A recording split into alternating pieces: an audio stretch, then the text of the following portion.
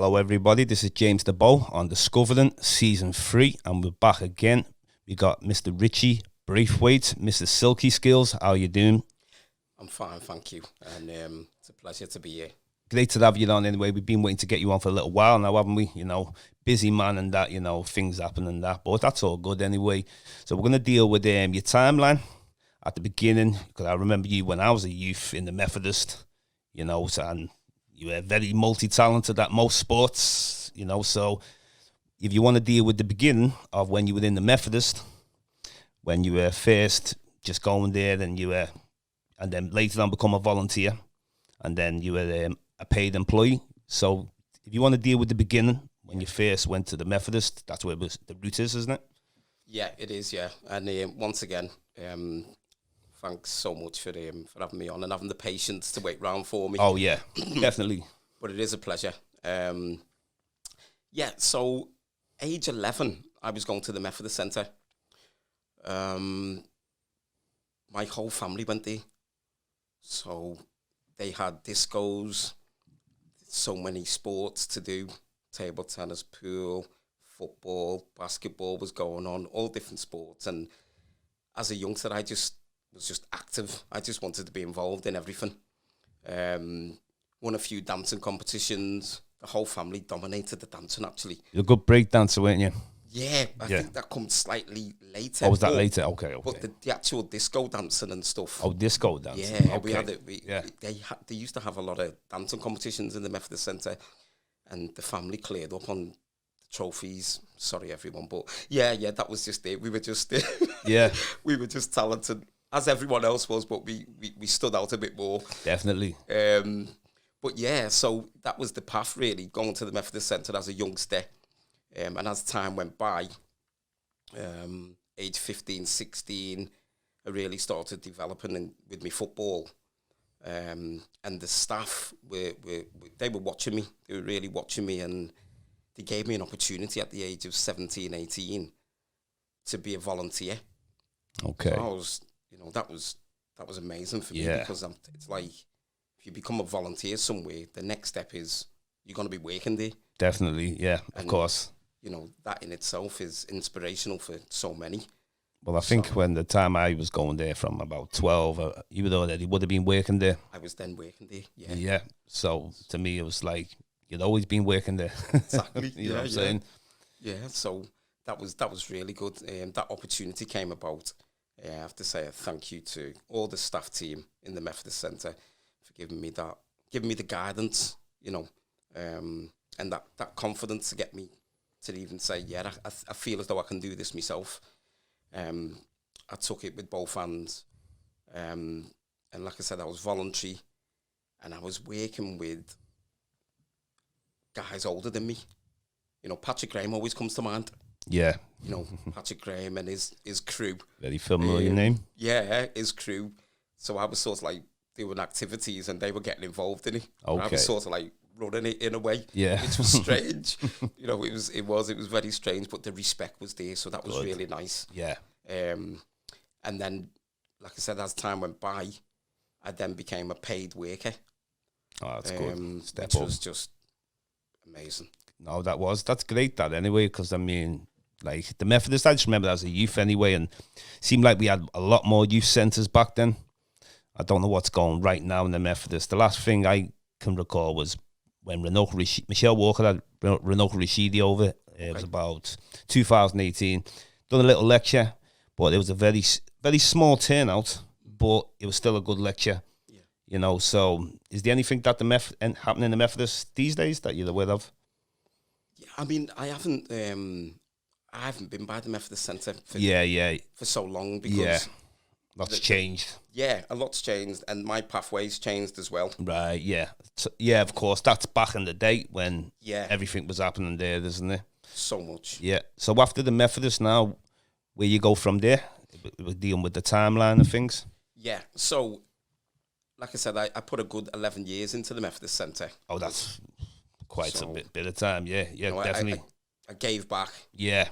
You know, and tried to nurture the young people as much as I could, you know, and as a result of that, I got the title as becoming a role model for the young people. Yeah, good. Needed that. Yes, They definitely needed that. And the right role models as well. Good Yeah. character. You've got the right kind of character, so good people skills, most definitely. That's what it's about, being able to communicate with different people, isn't it? One of the things. But continue, yeah. Most definitely, yeah. People skills for me is everything. Because as a youngster, I wouldn't have liked to be spoken to in a certain manner. So, my motto was always give respect, get it back. That's right. you know. And that's what I still have now. I mean, obviously, like I said, it's a pleasure speaking to yourself, because I remember you coming to the Methodist Centre as a youngster. And, you got that wild haircut then when I was younger. Yeah, I remember that especially. Definitely, man. Yeah. But, and guys your age, when they see me, it's like, Richie, you're okay? How's That's it right. going? Yeah, we all Because got of on that you. respect. Definitely always that respect. It's like when I bump back into you Yes. after I hadn't seen you for years, and that, same respect and that, because going back in the day, it was just a different vibe.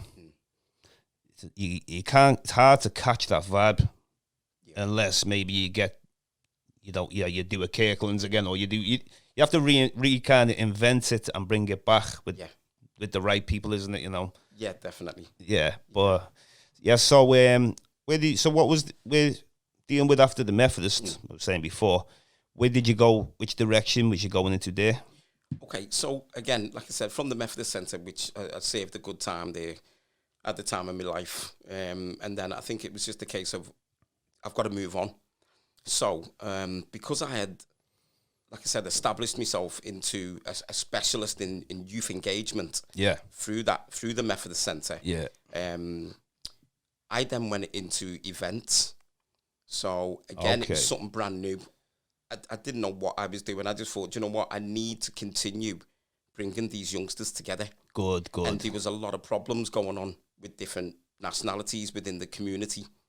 Okay. And because I had that respect of the nationalities of the community, I then was able to bring them together in a peaceful way. Right. Okay.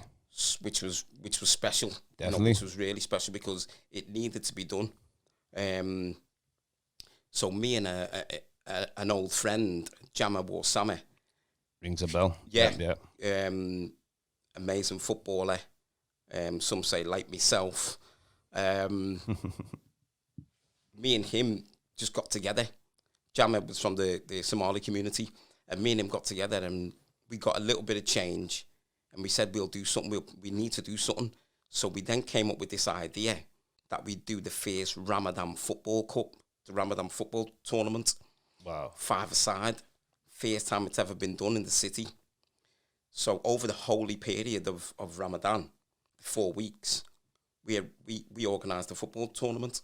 But what we done with the theme of integration, we didn't just have the Muslims playing football. We also involved the local community. So we had the black, the white, the Chinese, all the communities that I knew of. Okay. That were Muslims also. We integrated them together with the Muslims. Wow. Over the holy period. It was absolutely amazing. Interesting, very interesting. And how did you was you able to organise it? Like just through communicating with people? How was you able to reach out? Is this going? How long are we talking? Back? We're going back. Before the social media times, yes, where it's easy to promote things now because it's social media. Yeah. So back then it's word of mouth and good communication. Yeah, exactly. But also, where the mouth is where we originated from. That's right. Getting round and where the mouth. Oral history. Yes, but also with Jama being a Muslim himself. Yeah. It was easy for us to just go to the mosque and say, this is what we're looking to do. Do we want to get involved? Of course we want to get involved. It's amazing. Thank you so much.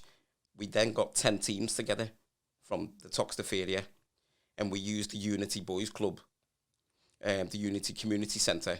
And like I said, we delivered our tournament every Friday of the holy period. So 4 weeks. And again, this name comes back to me again, Patrick Graham, because Patrick actually filmed it. Wow. So we do have archives of this tournament. And then I got a friend of mine called Mark McDermott to edit it. So we edited it down, and then we actually made videos and gave it to all of the participants, which was, I mean, so that's Are they still flying around, any of these? I know for a fact they're on VHS. Oh, VHS, yeah. And some people still have them. Hopefully someone's converted them over. Possibly. On a data stick or something, put them on the computer or something. Yeah, because you've got to keep those memories, you've got to keep. Yeah. It's so important, Yeah. It is definitely, you should even just get them all together, edit them, and make one big documentary out of it or something. Yeah, most definitely. Because those moments, they don't come back. No. Especially if they're forgotten. Yeah, definitely. So that's another reason why I brought you in today, because we're trying to bring people who've been doing things from way back in the day, and you're the first sportsman also to actually be on the Discovering show. Wow. So this is something new for Discovering anyway, so that's great.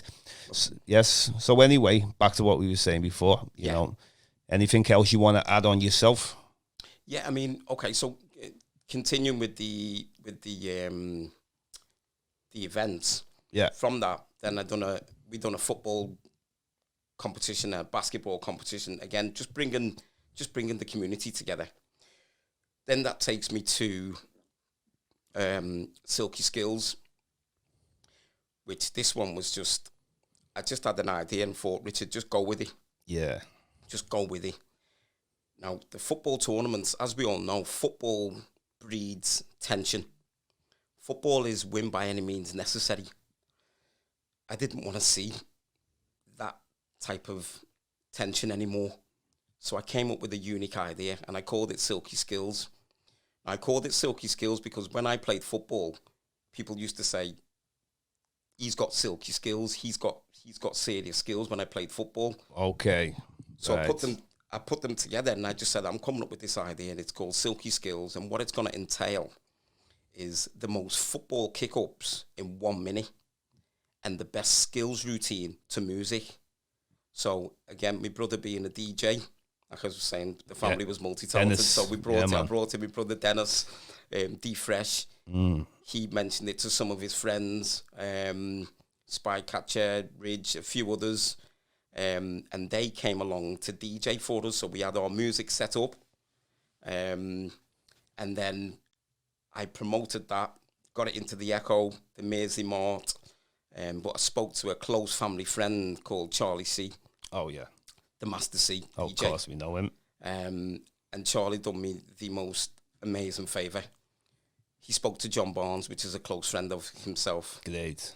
And he asked John Barnes to come to our event. And John Barnes came and launched it for me. And I just excellent. Made your day. That's good. Great feeling, isn't it? Yeah. That was just an amazing. It was amazing because no one weren't expecting. Yeah. Anyone to come through the doors. I seen you a few pictures you sent, a couple of different professional football players you've met, isn't it? Who are some of the names that you've actually met? Yeah, I mean. Well, you got your pictures taken anyway. Yeah, I fast forward a little bit. I've performed since that tournament. Okay. So it was from Richie Braithwaite. I became Mr. Silky Skills. Okay, yeah. The professional football freestyler. Yeah. And which that's taken me around the world. It's given me plenty of TV opportunities. Wow. I had the pleasure of performing at Soccer Aid. Excellent. Which is to do with UNICEF, a charity, and they bring together all legends and celebrity footballers. And I was asked to perform at halftime on the pitch at Man United in front of 76,000. Wow. And then me and a friend of mine, Billy, I'll never forget it, he said, Rich, he had done a body double for Zinedine Zidane. Yeah. And he said, Rich, we need to get a picture of Zidane. So we got by pitch side and I started doing some skills and it got the attention of everyone. And Zinedine Zidane and Luis Figo, they looked over and started walking towards us. And that was the opportunity that we couldn't miss. We had to get pictures with them. Yeah. Two of the most famous footballers. Excellent. You know, which was, wow, amazing. Good. No, that's great, that, though. Yeah. Yeah. But, you know, it's nice when you meet people you look up to, you know, with high skill standards. Yes. So, anyway, when you were saying before about you first united a lot of the different nationalities to play football. Now, was this at the time when you're saying about there was a bit of tension at the time? Was it more so like, well, people of one ethnicity only want to play with themselves and everyone's keeping to their own? Do you mean? And then you were able to bring them together? Is that what you mean? Like, yeah, exactly. Because obviously there's always a lot of racism you can get in football anyway. Yeah. You know, so you were able to conquer that and bring people together. Yeah. Which, you know, that's a great thing, that also. Yeah. I mean, again, it's just sticking with the theme of integration. Integration, yeah. You know, so like I said, becoming a specialist in youth engagement, that's the skill then that I took forward to obviously integrate. Okay. I've got this skill about me to engage with young people. Yeah. Now I've got to integrate them, because I can engage with 5 black youths or 5 white youths. I've got to then bring them together, because that's my path, integration. Right, I had to bring them together. Yeah. So as a result, in this multicultural area that we're from, Toxteth, I then went about bringing all these youngsters together. Okay. Through our tournaments. Yeah. And like I said, me and Jammer, we made history by doing the first Ramadan Cup. That was the start of it. Wow. And then obviously it trickled on with doing different football tournaments. And then, like I said, going to my most unique tournament, which was Silky Skills. That was also amazing, because we had from age 7 all the way up to 60-year-olds that took part. Oh wow, that's amazing, though. And all ages. Yes, and the talent. Wow. All ages, all nationalities, and the talent that was there on show, was just an amazing sight. Wow. You know, and peaceful, and just people admiring each other's skills. Yeah, you can't beat that. That's right. Yeah. You know? So from there, Silky Skills tournament, I then looked at all the application forms that I sent out for the parents to fill in.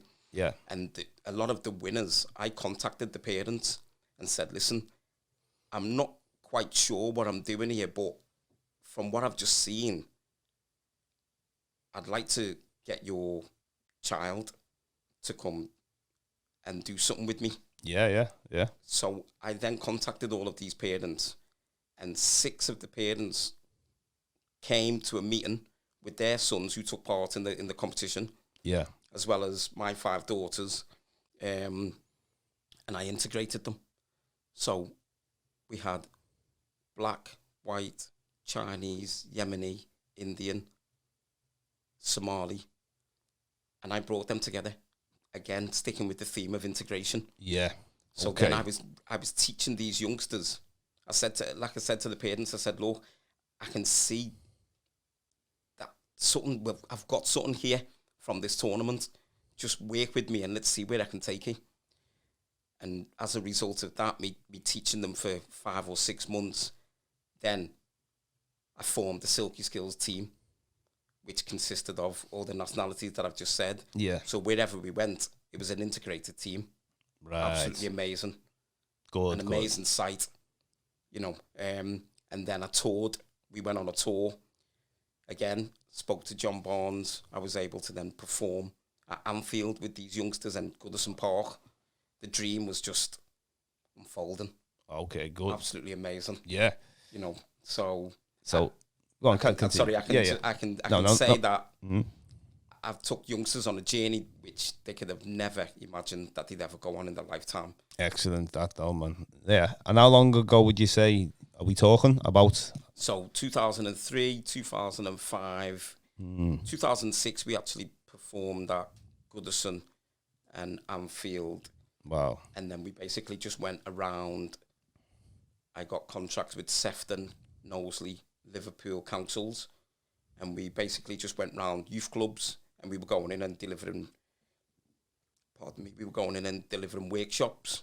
Workshops, yeah, Delivering excellent. workshops to the youngsters. Good. And, That's great, that though, Yeah, so see to this day now, what are you up to at the moment? Like say within the last year, or like what's your plans or what are you up to at the moment? Anything going on? Yeah, I mean, during the lockdown, I've always wrote. I've just wrote and I'm like writing projects, writing different festivals that I could deliver and just different events. Okay, getting creative and that. Yes, getting creative. I've actually wrote. I don't like to say the first, but I've wrote my own football freestyle league, which could be delivered in any country. And I want to be able to deliver that and leave a legacy in football freestyle. Your freestyle, yeah. Yeah. Wow, so I have to listen to some of them. Yeah. Wow. So, as in, sorry, let's not get mixed up. As in, not lyrics and bars, freestyle. And right. Okay. So correction in case you start asking me to do so. Okay. I'll let you correct it then. Yeah, sorry. So it's my own football freestyle league. I've wrote like we have the Premier Football League. Okay. I've wrote my own football freestyle league, right, which can be delivered to youngsters, okay, boys and girls in any country. Okay. I've got a few bars, but it's not for me. Okay. I'm with you now. Yeah. Yeah. Thinking freestyle bars is not for me. No. Before you're going to start doing DJ Toucan, no. So no. Yeah. So anyway, one thing that we always usually do when we come on this show, doesn't matter who's on, whether it's sportsman, you could be doing Reiki, it could be anything, vegan, African history.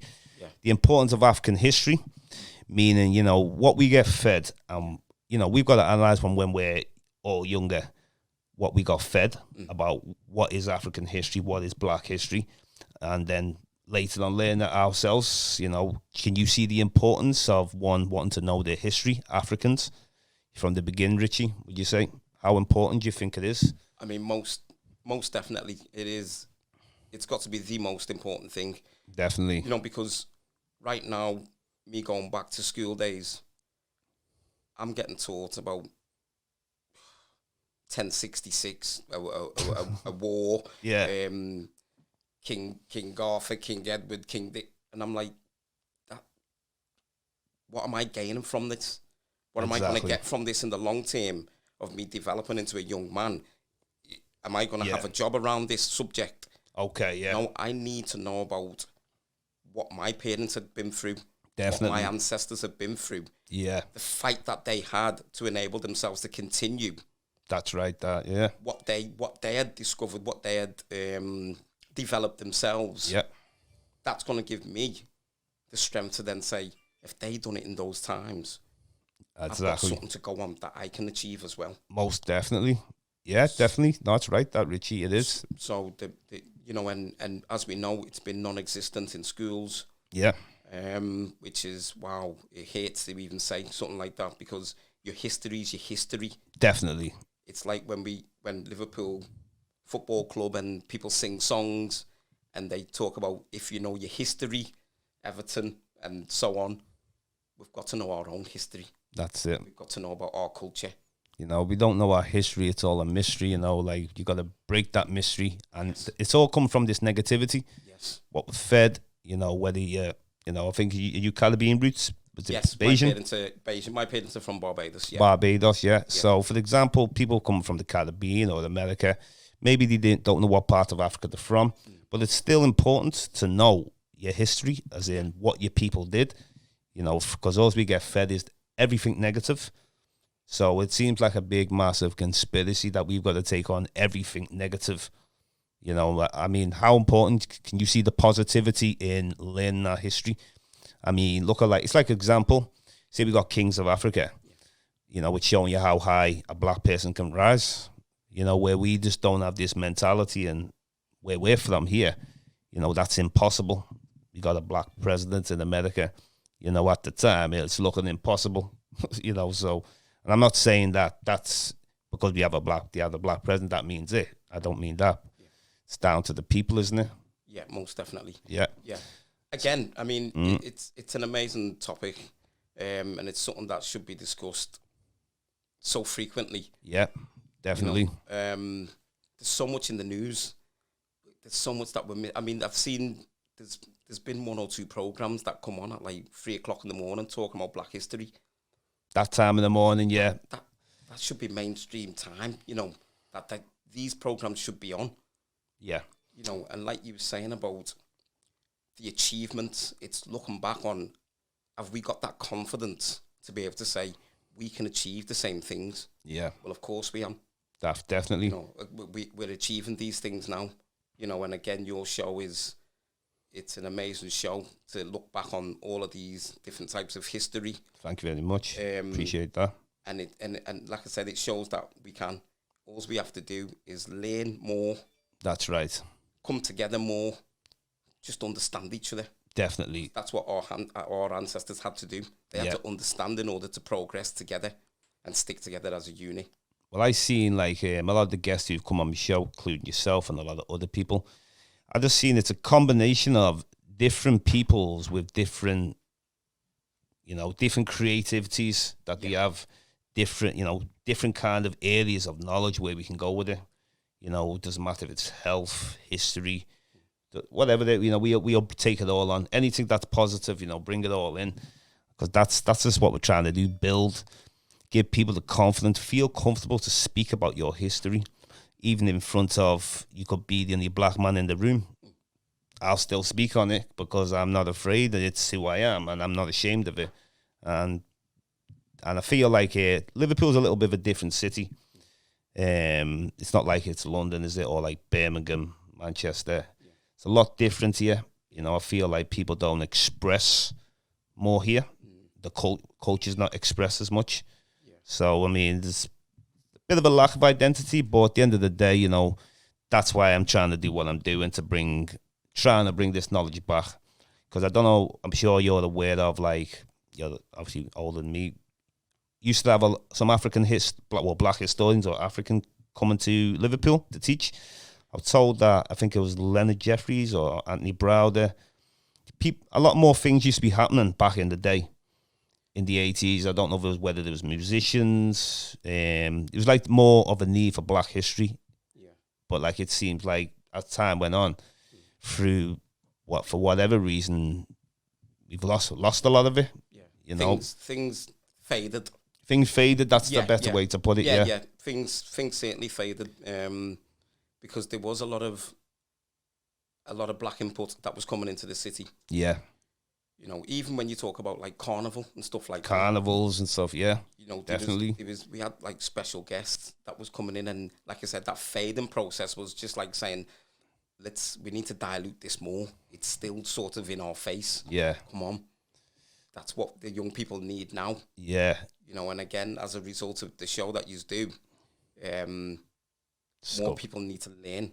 Definitely, that's what it's about. I mean, all together, it's all about working all together and bringing our ideas together. The more ideas that are put together, positive ideas, that's going to do the job. Yeah. And that's why I'm trying to